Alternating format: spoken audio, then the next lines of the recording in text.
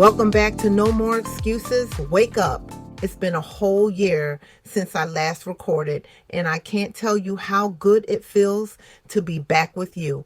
I've missed these conversations. I've missed sharing my thoughts, and I've missed connecting with you. Over the past year, life has been full, new challenges, new lessons, and plenty of growth.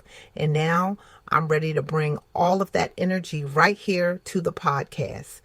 If you've been with me since the beginning, thank you for sticking around. If you're new, you picked the perfect time to join us.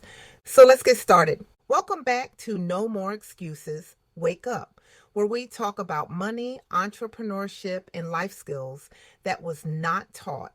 Today we are discussing money and how it affects our children's future when we do not plan for college. Student loan debt in America has reached a staggering $1.5 trillion. That's more than all the credit card debt in the country combined. And today, we're exploring why this massive financial burden is reshaping an entire generation's future. Those numbers are truly mind-boggling, and here's what makes it even more concerning. We're talking about 45 million borrowers who are struggling with this debt. That's more people than the entire population of Canada. You know what really gets me?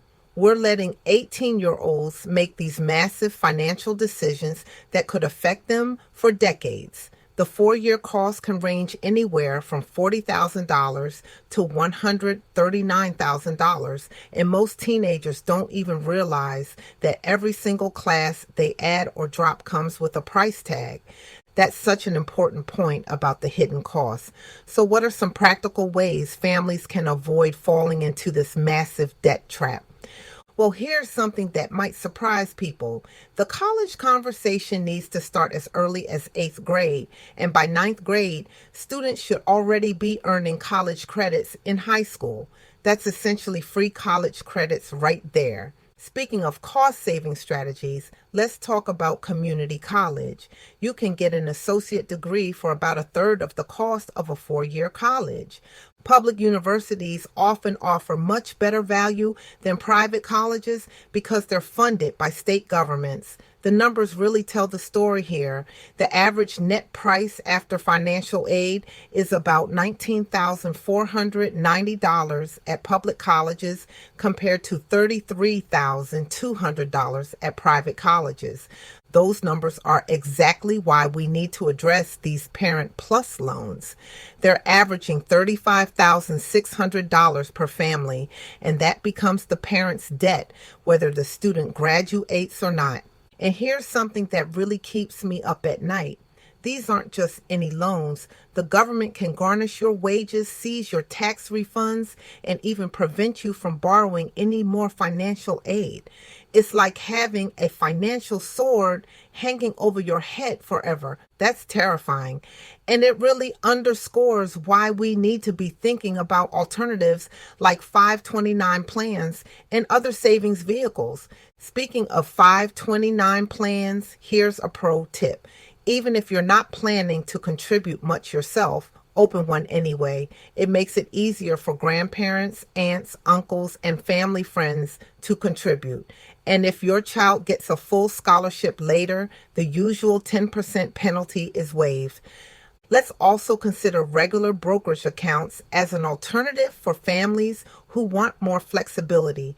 You know what's often overlooked in all of this? The additional expenses beyond tuition, books, supplies, transportation, clothing. The average grant aid helps $7,330 at public colleges and $21,660 at private schools.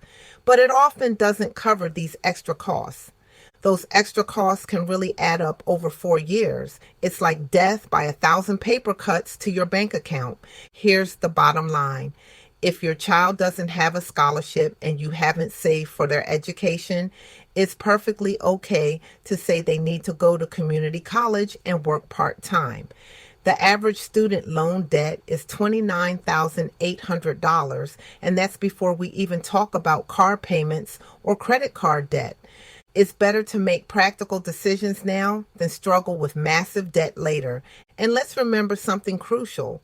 While college does equip you with valuable skills, there's no guarantee you'll make any financial return on your 4-year investment. That's why it's so important to be strategic about how much you're willing to spend and borrow.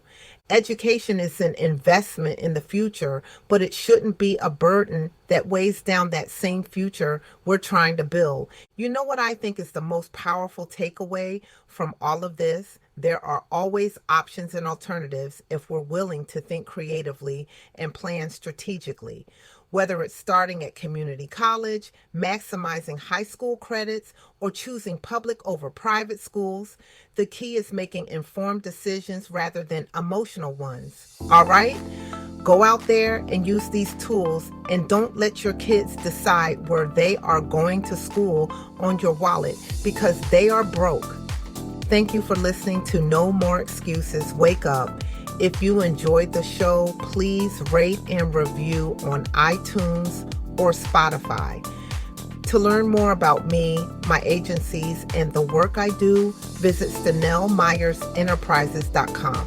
While you're there, check out the Money Therapy Institute. You'll see me acting and how I kick down closed doors. You can also download my free budget spreadsheet. Email me at stenellmyers.realtor@gmail.com and follow me on social media at Stenell, the Money Therapist. I'm also a Tampa Bay realtor specializing in getting you the home you need when you need it.